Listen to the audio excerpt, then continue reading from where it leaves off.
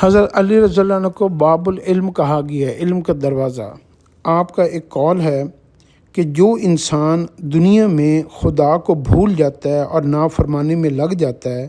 تو اللہ رب العزت اس کو کیا کرتے ہیں کہ اللہ رب العزت اس کو اس کی اپنی پہچان بھی بھلا دیتے ہیں کہ وہ مسلمان ہے، وہ کون ہے، اس کے لیے کیا چیز ٹھیک ہے، کیا چیز غلط ہے۔ ایک ہر انسان کی ایک اپنی پہچان بھی ہوتی ہے نا۔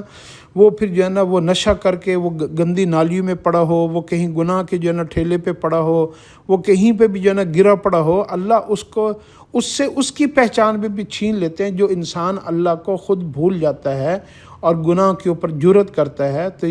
اس لیے اپنے آپ کو یہ جب بھی گناہ کیا کریں تو آپ یہ سوچا کریں کہ آپ گناہ اس وقت کرتے ہیں جب آپ خدا کو بھول جاتے ہیں اور دلیر بن جاتے ہیں اور سمجھتے ہیں کہ مجھے خدا کچھ نہیں کرے گا، تو خدا کو بھول کر جو ہے نا ہم اپنی پہچان بھلا بیٹھیں گے۔ اللہ ہماری حفاظت فرمائے۔